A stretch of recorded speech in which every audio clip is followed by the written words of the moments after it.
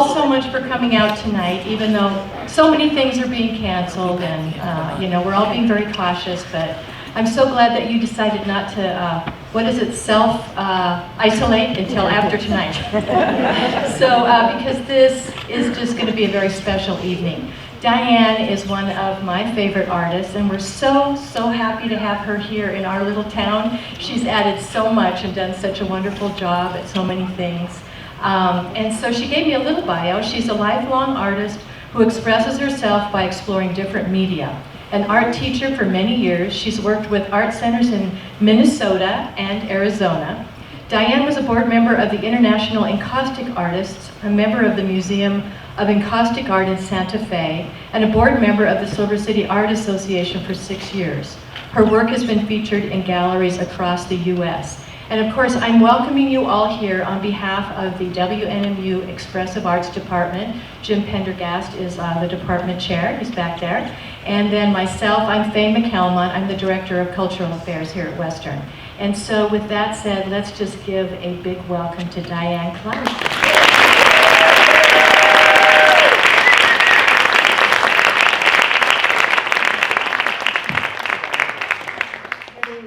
And again, thank you all for tripping out tonight in this ridiculous situations that we have.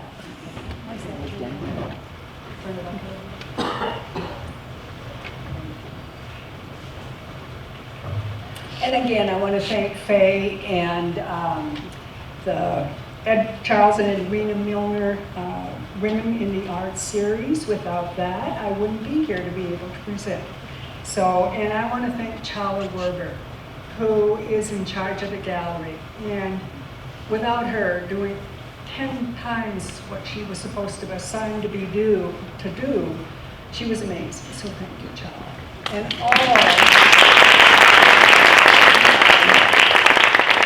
all of those supportive people that helped me hang this show, which when you see it, it's quite a task. So I was quite thrilled when I saw it when it was done. So we'll see that later. I want to first say that there are things that are known and there are things that are unknown. And in between there are doors. Because this lecture is about women in the arts, you're going to hear about my journey as a woman artist and why we, as women, had to take a different path to obtain our goals. As I always add to the dialogue, we didn't have the wife to clean, cook, and take care of the kids while we spent the day in the studio. Let's see if I can do this. No, I can't.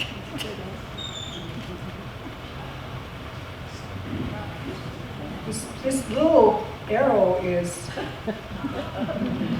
not tame.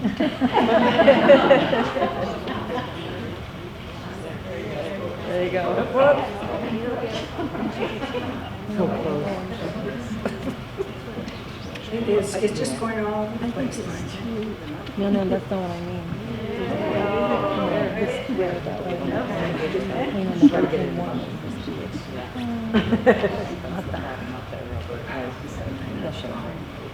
Turn it around. The mouse is upside down. Mouse is upside down. I know. Oh, it's upside down. Thank you. So much better now. How did I get here from there? The title came from something I read or heard, and it immediately triggered an image of a giraffe on top of a house. This was a 16 by 20 oil painting, completed about 1990. I am an avid reader, and I am often inspired by quotes or titles I have heard. Someone asked me, but what's that letter on the right doing? Well, it's coming up from somewhere, referencing my journey where it started. And the other images are symbols for the surreal life I led getting to the top of that house. So those doors. I walked through a lot of doors that opened for me at the right time and changed my life. but I wouldn't have had the courage to walk through them without some wonderful mentors and a supportive family and friends. Now, my journey. Every part of those byways and highways and hurdles over the years tilted my world as an artist.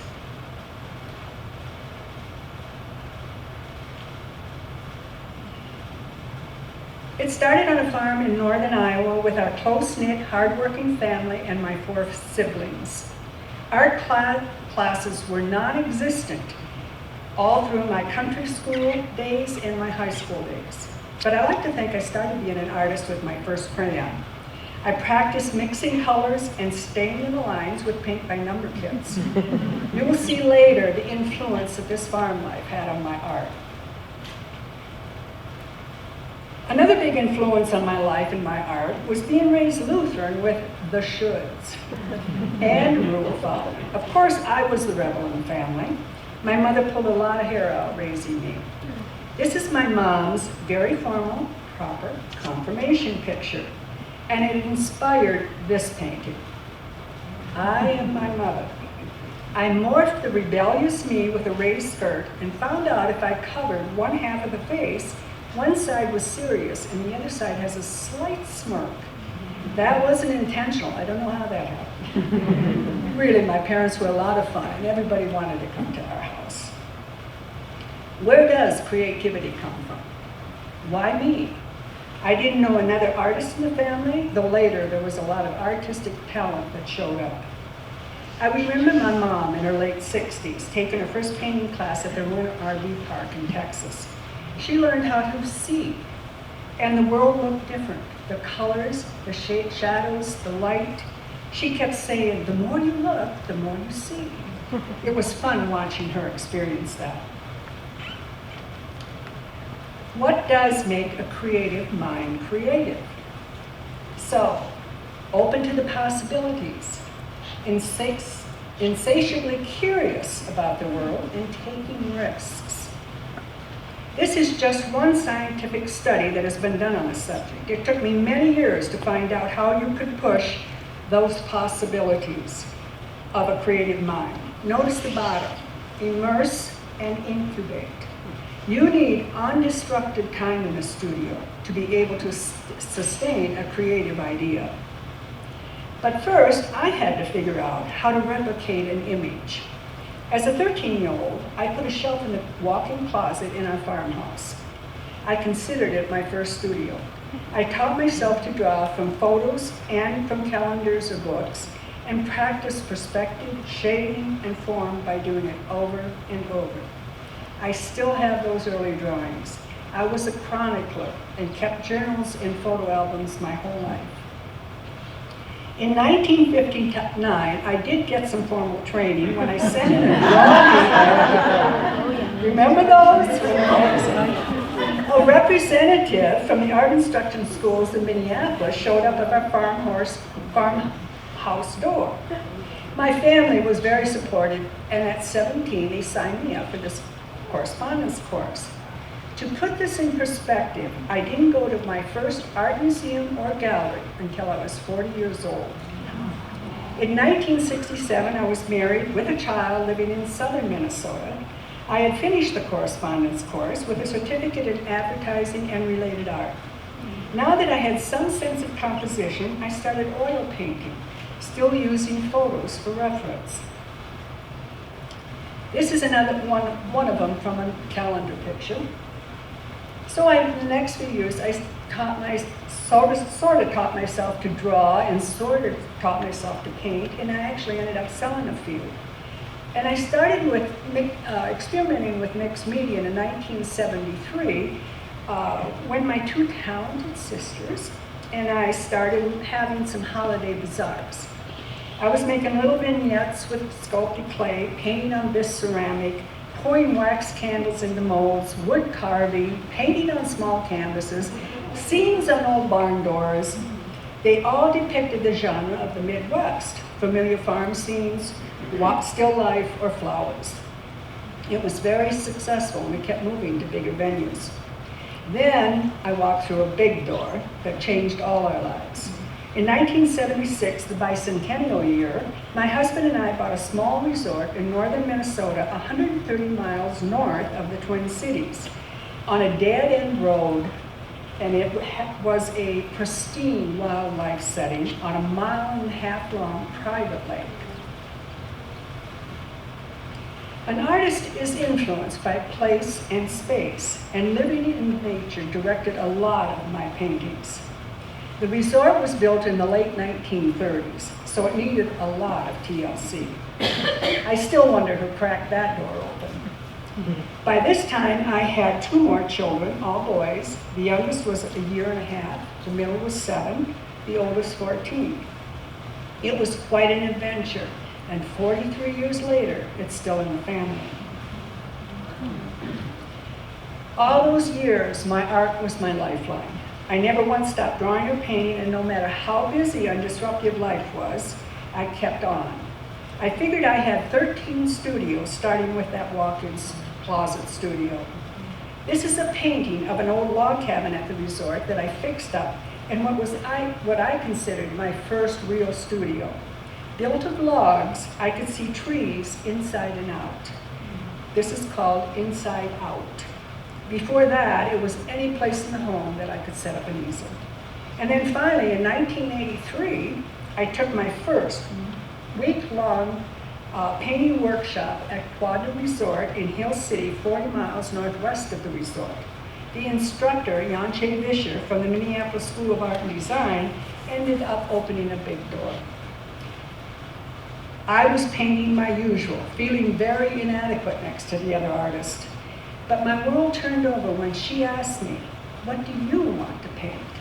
Nobody had asked me that before. I said, I didn't want to paint still life and landscapes anymore, but I didn't know how to paint my world. She suggested I go home and paint in the dark to eliminate all that photographic detail. There was always ambient light, but that very simple suggestion opened up a whole new way of seeing just the shapes and the forms. This is what happened that night. I was using a normal landscape from a calendar, and this is what I saw. I fell in love with Cubism. I was up to 2 in the morning. I was so excited. When she saw those 2 pieces the next day, she said, "You'll have to go someplace to study art." How does a creative mind get switched on? Well, mine did. Here's another one in that same style. It's called Ode to the Vanishing American Farmer. Here's a later one in that same style. And the big conglomerates at that time were buying up the farmland and raising the farmsteads.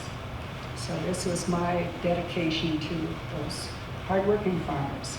So that fall, at 39, I walked through the door that Janche Vischer had opened. I enrolled at Itasca Community College in Grand Rapids, where my oldest son, Tim, had just finished his associate's degree from there that spring. So there I was, driving 45 miles one way to college, running the resort, open 7 days a week from May through October, doing all the cabin cleaning and most of the office work. A husband working full-time, driving 75 miles one way to Superior, Wisconsin. Still 2 boys at home who helped with the resort, thankfully. They all have their own businesses today. And we're trained for this business life in all its emergencies. As I was also trying to attend their music and sports activities at school, my oldest was getting his law degree, married, and I became a grandmother that first year. This is titled Homeward Bound. It's an 18 by 22 pastel. It's another Cubist influence, and this is a memory. One of my jobs on the farm had been to herd the cows to the barn every evening for milking. Well, I soaked up every art class I could at the college. I was a sponge. The fall of 1984, the opportunity came for me to visit my very first art museum. Our fabulous painting instructor, Tiny Mikes, was taking the art students on a bus trip to Chicago for 4 days. Of course, I raised my hand to go. It was the first national exhibit of the French Impressionist paintings a day in the country, and it was showing at the art museum. What an exhilarating experience that was. It took me 3 years to get in 85 to get my associate's degree in education. And then when I thought that was it, hey, I graduated and I had a degree and I made it. But the cousin said, oh no, you are not done, you have to finish. Well, the closest 4 years college was at the University of Minnesota in Duluth. So in the fall of 1985, I enrolled. I started another incredible journey, now driving 75 miles one way to college and still having the same schedule as before. This is a series I did titled Roads Less Traveled. Life is a process. One thing leads to another, leads to another. The same with artists, with their process. One piece is hardly done when the next piece is being formed in our head, which leads to the next, and so on. In 1987, the hard-headed painting instructor at UND took a sabbatical. He had kept telling me, focus, and I kept saying, no, I want to take every art class I can. Deb Howard came in as the intern painting instructor when he left, and she really jogged that art process. She stretched the possibilities with each new assignment by introducing me to texture, paintings with content, and more importantly, listening to us. That's also when I learned how valuable a good critique is. Being able to verbally translate your ideas about your work. What a learning experience. Franz Kafka, don't bend, don't water it down, don't try to make it logical, don't edit your own soul according to the fashion. Rather, follow your most intense obsessions mercilessly.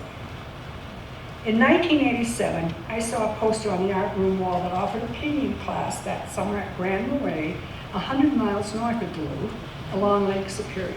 Deb Howard was teaching that class in July and encouraged me to come. And there I was, now driving 175 miles and renting a cabin along the shores of Lake Superior while the cousin and my boys stepped in to help with the resort. So another door. And my 8-year summer sojourn with the Grand Marais Art Colony began with wonderful, encouraging, and transforming instructors. That's where I first saw the interviews of Bill Moyers and Joseph Campbell. And that's when my external and internal world all made sense. We are all connected. This is a 5-piece Graphite Series, 2018 by 24 inches. I've had so many synchronicity experiences over the years. This is one with the turtle. I got fascinated by reading an article about the possible extinction of the green ribbed sea turtle due to being caught in the fishing nets. What did the ocean have to do with my living in northern Minnesota on a lake? I don't know, but that article affected me enough that the turtle images and stories kept popping up in my life. Then I started watching the turtles laying their eggs on our beach by the lake, and the next morning the raccoons had dug them up and eaten them, and those shells lay on the sand. They would dry into these fantastic shapes. They were only about 1 inch long, but I picked them up, glued them into turtle shapes, and Xeroxed them larger, and then drew them. So this series is a 5-part series of these turtles and the turtle egg shell turtles. It was that next summer in Grand Marais I took a master's painting class with the native artist George Morrison, and I learned about the medicine wheel, which is compared to the astrology signs but with earth symbolism. I was a Capricorn on the astrology chart, and on the medicine wheel chart, according to the birth date, I found out I belong to the turtle clan. How seriously, really? No wonder I love to go barefoot. My feet were always firmly planted in the earth. The turtle among the trees and the ravens are just a few of my obsessions. This is another painting with my turtle fascination. It's a 30 by 32 inch painted about 1992. I took liberty with a Renaissance painting and transformed it with my symbolic turtles. You notice the newly hatched turtles are growing wings and free to fly away. This is titled St. Joyce. I dedicated this to Joyce, a very supportive friend, and she now has it hanging in her office where she teaches. Quote by John Berger, "When the painting image is not a copy, but the result of a dialogue, the painting speaks if we listen. I wanted my paintings to speak." As we all know, our history was not and is not kind to women artists. Robin Roslack, a history professor from Berkeley, came to UMD in 1987 and turned that art history department upside down. The art slides in that department didn't include a single female artist. And I found out that the J.J. Jensen art history book that we used at Itasca College didn't have a single woman artist in it. Even today, only 11% of women artists' work is bought by museums. Everyone wanted to be in Robin's classes, and she became a wonderful mentor to me. I did a paper on the German artist Kath Kollwitz. If you ever want to read about a woman's artist's difficult journey, this one will inspire you. In one class, I watched a video on Georgia O'Keeffe, sitting on her roof in Abiquiu, New Mexico. Another artist who had an incredible journey. I had sat back in that northern Minnesota art room and cried. I wanted to be her. Little did I know then how close I would come to her Southwest home.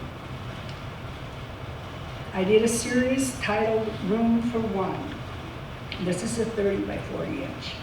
In the spring of 1989, I graduated from UMD with a BFA, a K through 12 teaching degree, and a minor in art history. I always find that I usually have a plan B and a C, just in case plan A doesn't work out. The teaching degree was to cover the expenses of being an artist, though I was determined not to teach in the public school systems. So I achieved my college goal, and the culmination was my senior art exhibit at the college's prestigious Tweed Gallery, mounting 40 pieces, including ceramics, photography, paintings, and sculptures. It was a large space. In fact, I was the last graduating art student that presented in the gallery. I found out they were removing the student exhibits to a side room, starting with mine. So I went to the top and I said, "Oh no, I've been planning for this exhibit for 3 years," and I won. I was in. This is a painting titled God Box. So another one, reminder to be a good girl. On the back of the wall is the God Box. My work had moved to the external landscape to an internal one. The first big exhibit was the culmination of finding my voice, creating very personal work, and putting it out there for everyone to see. It was quite terrifying, as most artists know. But as I stood in the middle of that gallery and turned looking at what I considered my soul on display, I finally let go when I realized that I was finally painting my world. I ended up with 2 gold awards and a purchase award. This is the purchase award for my exhibit, and I'm sorry about the resolution. I never did get a good photo of it. This was another prophetic piece. I painted this in 1989. It's called Mass Production. It's a 3 by 4 foot. It was about the choices we have here in the US with shelves full of merchandise. The warehouse on the left is piled high with boxes full of stuff we just have to have. And on the right, the workers are on the assembly belt rolling down, on the conveyor belt rolling down into the assembly line. And there's the robot in control. But 1.5 years later, the painting was stolen off the wall at the Kirby Student Art Center. The only painting stolen among $60,000 worth of computers. The robot and the computers make sense. And I never found out what happened to it. But dust will be with you to the end. I will make you a bloom. It's a pastel, oil pastel, 18 by 36. I was so exhausted after graduation. I just wanted my life to slow down. But then another big door. That fall in 1989, I was offered an art teaching job in a nearby small Minnesota town of Cromwell, 15 miles from the resort. It was 1st through 12th art, and my first year I had to teach civics to 9th graders, and I wasn't even certified to do that. So another tough decision, another detour, and there I was again, managing a resort and a full-time teacher. I kept the schedule up for the next 5 years. But I continued doing my art and went every summer to the art colony, meeting fabulous community of artists and instructors who didn't teach but led, talking for hours with a group about our lives and how we were going to express that in our work. The Minneapolis artists that came had formed a group down in the cities and invited me. So I started driving 135 miles to Minneapolis to their meetings and loving the exchange and encouragement of a sisterhood of artists. This is a 22 by 54 inch oil titled Free to Be. On June 12, 1992, I had a large retrospective at the Miles Wright Performing Arts Center in Grand Rapids, Minnesota, where the Itasca town is, installing 37 multimedia pieces. The texture on this piece is modeling paste, something that Deb Howard had introduced me to, and I found when I brushed the paint over the surface, images emerged, and I saw these female trees pulling up their roots. During the 5 years of teaching and managing the resort, I was having some exhibits in Minneapolis with the art group in Grand Marais and taught a couple weekend classes. I can't imagine how many miles I traveled trying to maintain the kids' activities, the resort, and my art life. There are so many incredible stories that I could share about meeting a wolf and the saga that followed. And my friends kept saying, "You have to talk about that." But well, you could be here for another 2 hours if I told you all those stories. The synchronicity and the soul-moving experience that I had that came out of Grand Marais. This is a Graphite Series, 6 pieces titled How Far Can You Get Barefoot and Pregnant? And then this is hanging in the exhibit. Each piece leads to the woman slowly turning into a tree, the 400-year-old spirit tree sitting on the edge of a rock hanging over Lake Superior. I would go every time I went to Grand Marais and pay homage to it for a safe journey, as the Trappists had done for decades when they passed by in their canoes. Here's another painting of a spirit tree. It's a 2 by 3 foot. And it somehow ended up with an apple tree reference when I saw the snake climbing down, the shape of a snake on the tree trunk, and a half an apple. So hence I titled it Adam's Half of Apple. The 400 years are represented in the layers at the bottom. Needless to say, my experiences at Grand Marais managed to help me see I needed to give up this exhausting life, and that's when the opportunity came to move to Tucson. My ceramic instructor at UND, Tom Kerrigan, had a studio there which he was only used in the summer. When he found out about my decision to move on, he sent me postcards, one from his Banff, Canada workshop and one from his Mexico workshop, saying I had to do this. Everyone did. Start over in Tucson. He wanted me to rent his small casita, which was a few blocks from the U of A. Boy, that door kept swinging open, and I kept banging it shut. Seriously, moved to Tucson. But then I finally said, something's falling in my lap, and I'm not paying attention. Here's another room for one series, 20 by 20 inches. So the fall of 94, at 53 years old, I quit my full-time teaching job, the resort, my marriage, packed up my little Kia, and moved to Tucson. On the drive, I just kept repeating the mantra that I would do nothing but art from now on, and I've been able to stick to that. So I started over, from the northern woods to the big city, and no job, and not knowing another single person except a friend that I followed out there who was visiting her parents. I just had that lovely little furnished casita to move into.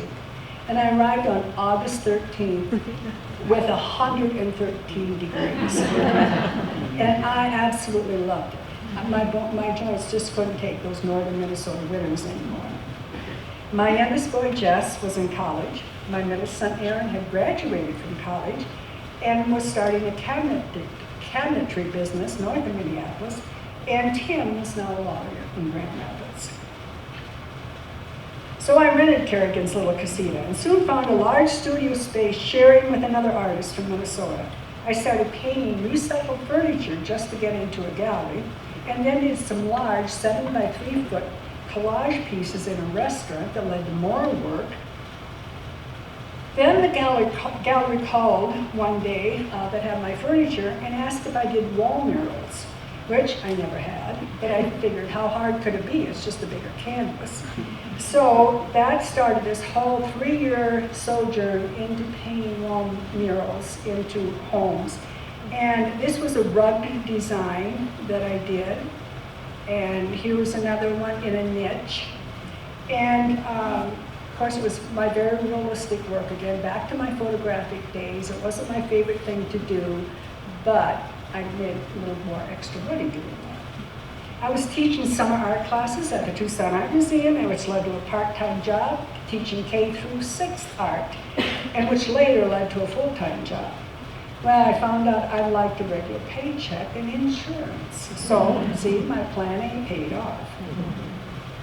So by this time I had bought a small house in a historic area 6 blocks south of the university with a room for a studio. It had a small rental unit, so with my part-time teaching job, I was able to spend more time in the studio. And I did a few thematic pieces at this time. Where Do You Go From Here is this title, a 3x4 foot. I was a storyteller artist according to an article written about me in the Desert Leaf. I had a lot of subject matter to choose from. Here's another one. You Can't Go Back, 27 by 52 inches. I never tried to get into a gallery stable of artists because I never wanted to be held to, could you do 6 more like this, only bigger? I was actually approached by a Scottsdale gallery asking me that question. And I had to bite my tongue to stop from yelling no. But I calmed down and said, yes, I'll think about it. But I never did approach the gallery after that. I had gotten involved in the drawing studio there that Andy Rush had started. He was a great, fabulous printmaker at the U of A. And I took light drawing and clay classes. This is titled Mothers of Gaia, the Guardians. It's from my Strong Woman series, where I use large hands representing generations of toiling women like my mother's back-breaking gardening and canning. I was involved in the drawing studio for 18 years. It moved to its 3rd and largest facility in 2015. This is another one, 22 by 26, question of 1. Art is very therapeutic. I would usually work on pieces for several months or a year, then apply for an exhibit and show my work. A good venue for me was the Jewish Community Center's art gallery. This one was titled Alexander Bella. She was a New York dancer. This is 38 by 48. One year I had a problem with a curator at the center who said, you can't put these pieces in. They're too suggestive for our audience. It had a preschool facility. This was another one, 30 by 44 inches. I mean, he was censoring my work. I told him he was taking away 2 prominent pieces from my exhibit. Well, I went home and decided to make a paper doll dress to cover up this suggestive paper. And it turned into a double protest. This is what happened. This pattern on this dress is taken from the newspaper headlines about the Iraq War. Then I used duct tape when I heard Dick Cheney's remark that if we used duct tape and plastic and covered our windows, we would be safe from fallout. I thought, seriously. So I titled this piece The Duct Tape Cover-Up and hung whatever I wanted in that exhibit, including these 2 censored women. And I didn't hear a peep out of the curator. This piece was another from my Strong Hands series. Europe had been on my bucket list, and I did get to Italy in 2012. My sister and I had a fabulous 10 days with crazy, wonderful experiences, seeing as much art in Venice and Florence as we could, and being the novices that we were, it all magically worked. That trip is still feeding me today. Then another huge shift that influenced my art. In 2008, I took my first beeswax encaustic class with Miles Conrad at his gallery in Tucson. Melted wax that you color with pigments and paint or pour. After the workshop, we started a how-to group, and every month shared our trial and error process. We ended up joining the International Encaustic Artists as a SASWAX chapter, meaning Southern Arizona Wax. This is a piece titled eHarmony, 12 by 12 inches. I really connected to that wax process. With the wax, I could use all my past art techniques, from painting to sculpting, and eventually adding found objects. I kept pushing new techniques, thinking, well, if I can do this with it, maybe I can do that.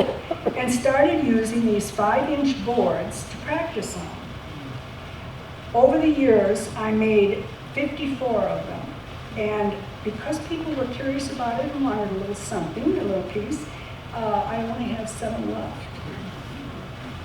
And I never got tired of pouring the wax and watching the colored poured wax flow together in the pans, and they created new colors and fascinating patterns that when cooling, you tipped them out of the pans and they had a different pattern on the other side. So this is when I did this series, and I put them in embroidery hoops for frames, and this is called the Altered World series. Again about war. Our world will never be the same again. I made 8 of these pieces from 6 inches to 14 inches, and 3 are hanging in the exhibit. The wax media had ballooned all over the US with photographers, ceramists, and painters because you could do so much with it. I ended up on the International Encaustic Artist Board for 4 years doing virtual meetings, and then the meeting once a month at our national conventions held all over the US. It also expanded my opportunity to exhibit at the conventions that I attended: Boston, Chicago, California, Portland, San Antonio, and the last one in Santa Fe. And it also opened up other opportunities for encaustic exhibits around the US that I sent work to. We always made sure we posted the plight and absolute importance of the bees in our environment in our exhibits. This is my space, 18 by 24 inches. The natural world of beeswax charted a whole new territory for me into environmental art, something that was always close to my heart. This painting represents nature's fight for survival on our planet. Paint what you know. How many times did I hear that? Just when you think you're in the big city and life is moving on, I started a wax series about the extinction of the native seeds. Again, the idea sparked by an article about the native seeds being housed in a seed bank deep in a cave in the Norwegian island of Spitsbergen. So many countries were establishing seed banks or storehouses all over the world with their native seeds. Whatever happens to seeds affects the web of life. Dr. Vandana Shiva is an amazing woman, and she's trying to save the small private farms in India from Monsanto. There are incredible stories I've read about one group in Germany trying to save their bank of seeds during World War II, and Afghanistan's bank was destroyed during their war. The farm was all about the seeds. My dad hefting those seed bags and pouring them into the seed planter, and then growing season, and then the harvest, and starting all over again that next spring. I would pour the wax into pans about 1/4 inch thick, tip it out, warm it with my hands, and sculpt. This is titled Seed Planting, 16 inches square. Again, it's the wax slabs representing seed bags across the top and the sculpted seed pods below, all encaustic. And so here was my farm life, front and center again. I couldn't get that Iowa farm soil out of my toes. This is a series idea. There's 15 jars in this series. This is just 3. They're all 8 inch by 2.5 inches, and they're in the exhibit. And they're just part of an extensive seed project that I did. Again, I poured the wax in metal pans, cutting, sculpting, and putting in the jars sealed with wax, like my mother did with her canned jellies, and wrapped the pods with gold wire representing alchemy, that someday they will be worth their weight in gold, which we are finding out they are. I tagged them with made-up Latin names to legitimize them as a vanishing specimen. I tried another experiment when I found a fiber scrubbing mitt by the side of the road on one of my walks in Tucson. Who knows what triggers an idea? I cut it up in 4-inch squares and dipped them in different colored wax, mounting them in small balsa wood frames. Here's the result. It's called the 4 Seasons in 4-acre plots. Here's the farmland again. This one is in the permanent collection of the Museum of Encaustic Art in Santa Fe, the only encaustic museum in the world. I've been a member there since it started in 2005. On your next trip, you really have to stop. I had retired from 15 years of teaching in 2006, and then in September 2013, it was time to walk through another door. I packed up and moved to Silver City, even closer to George O'Keeffe country. How serendipitous is that? At least this time starting over, I knew one other person that lived here, and that was my son Tim, who had moved here that May. I knew there were artists here, but over the years, I couldn't have imagined such a wide range of media and professional eclectic artists. I immediately became involved in the art association, and over the past 6 years have been a part of its expanding reach. I found a house backed up to a hill full of wildlife with a great studio space. I had no idea when I bought it that the ravens flew over my head with that wonderful swoosh sound and of the 30 different sounds of their conversation. Here's an example of building up the wax and then sculpting into it. It's called Storm Watcher. In Tucson, I had started to use the raven as a symbol for the adapting environment, and here I was in the midst of them. For the first time, I was now represented by a gallery, the Seed Boat. When Nan Scraggin saw my website on my first Silver City visit, she said, "If you move here, I want you in my gallery." And she didn't care what I put in, anything I wanted. What a gift for an artist. We were all heartbroken when she had to leave. Here's another one of the sculpting ravens called the Family Tree, 32 by 10. I love this one, it was hard to sell. So life had come full circle. From the farm and watching the seasons of the seeds journey, and then moving to our wilderness lake in Minnesota, where the abundant wildlife visited us daily. Then in the fall, and going out in a canoe, and harvesting the wild rice the way the natives had for centuries. I always walked close to the earth, and these encounters with the environment kept bringing me back to how important that natural world had always been in my life, and how it is being incredibly threatened today. Behind my house in Boston Hill, it keeps me very close contact with nature and the visiting, adapting wildlife. This is a diptych titled, What Was, What Is. Each is a 12-inch by 30-inch piece. I have a global warming installation in the exhibit and several other pieces about this threatened environment, how we as humans and animals have to learn to coexist and adapt if we are both going to survive. So yes, my protests are getting a little louder. This is one of the adapting series. It's 34 by 47 inches. The house with the tree going through symbolizes the humans adapting and the birds adapting by wearing clothes.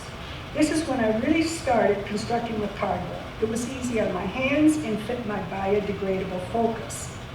For a long time, I didn't think it was an artistic, professional material to use, but then I saw this exhibit at the Roanoke Art Museum in 2010 in Virginia. Jimi Bradshaw's interpretation of Bernini's Trevi Fountain in Rome. I almost leapt with joy. If he could do it, so could I. It was cardboard sculpture that filled the room. Bradshaw spoke of cardboard. It's so ephemeral, he said. It's so grateful for the opportunity to become something because it knows it's going to be trash. From then on, I didn't worry about the material or media I used as long as it lets me visually express my passion. I did a series of pod goddesses. They're life-size, 3 parts to it, paying homage to all the women who gathered, planted, and harvested the food. I used the palm tree pod and fiber picked up off the street in Tucson, and the recycled cardboard skirt here I found in a ditch exactly the way it looks and used that. So there's my cardboard again. I have grown fascinated with that. How far can a creative mind go? When I moved to Silver City, I met Robert Luria, an artist that created that dare-to-do artwork with recycled found objects. I thank him for taking me on some great hikes all over Grant County and introducing me to those found object artifacts. Those strange, what is it, objects that takes the artist's mind into a world of possibilities.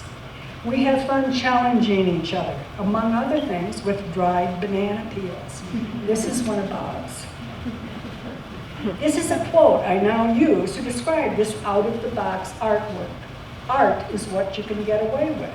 And that's a quote from John Baldessari, who for 40 years, his conceptual art certainly pushed the envelope. I started a new series, When Women Were Birds. This is a 16 by 27 inches. Again, the idea was triggered by a title from a book. The international environmentalist Harry Tempest Williams, a great read, When Women Were Birds. They are mixed media with a lot of cardboard. Many different cultures from mythological stories talk about women turning into birds and being able to fly. See, I'm back to flying again. Another mythical symbol is the bird on the shoulder, said to be whispering the ancient stories in our ear if we only stop to listen. This series will probably continue. Well, not probably. I had a third one started, and then I had a hurdle to jump over at the end of September. I think most of you know what that was.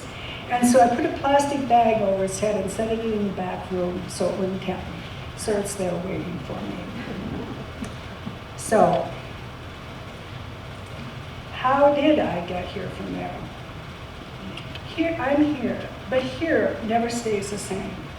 Being a woman artist is one thing, but being a mother and having a teaching career rolled into it, you'll have to learn to embrace the world with bigger arms. I'll leave you with this, a quote by Margaret Atwood. In the end, we all become stories. There's the story, then there's the real story. Then there's a story of how the story came to be told. Then there's what you leave out of the story, which is the part of the story too. Everyone has a story. I left a lot out of mine, but you might read the rest of them in the spaces of my paintings. Now, I invite you all to follow my life through my multimedia journey in the gallery, from my oil paintings to my encaustics and to my environmental work, and my new cold wax pieces. And I plan on having a little celebration, if life and the world permits, on my closing day, April 9th. It'll be open from 1 to 6. I'll be here, so if anybody wants to walk through or ask questions or bring friends, I'll be available anytime. Just call me. Thank you all to my family who flew in from all over. This is like reunion. I mean, this is so incredible. I'm so grateful for my family. And my 3 wonderful sons, my 2 talented sisters, my granddaughter, my nieces, their husbands. It's been a miracle for me to be able to do this, for an artist to show their life work in this space. Thank you.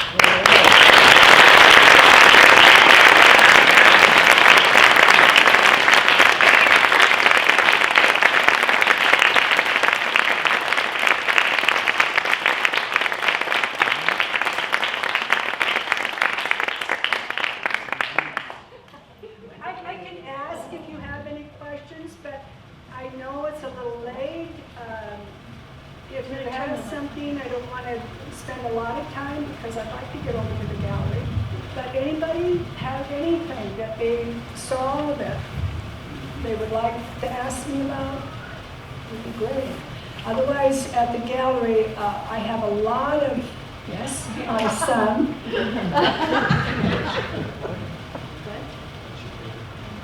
What's my favorite painting? What is your favorite? Oh, what's my favorite painting?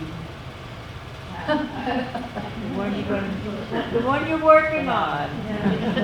Yeah, you know, like I said, I mean, every time you do a piece, it's like, oh, then I want to do this, then I want to do that. You know, in this series, with this, when women were birds, that title that triggered it, I had the book for a year, and then I picked it up and read it one day, and immediately I saw again these bird women. But then the process for me of construction, which I absolutely love.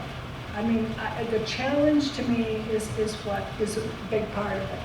And I've sawed them in half, I've taken them apart, I put them back together.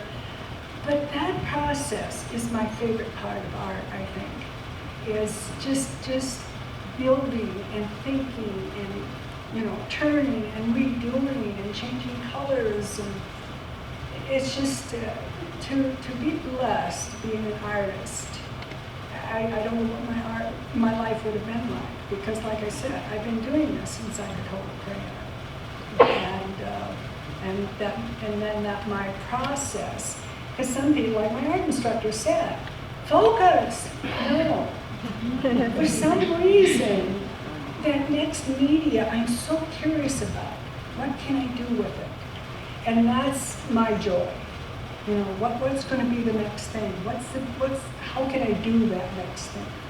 So it's going to continue. I mean, it's going to change, and and the next thing will be my favorite piece. That's what I said.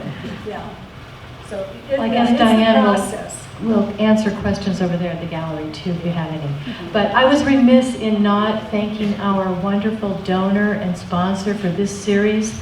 This is the Edwina and Charles Milner Women in the Arts Lecture Series and Exhibit Series.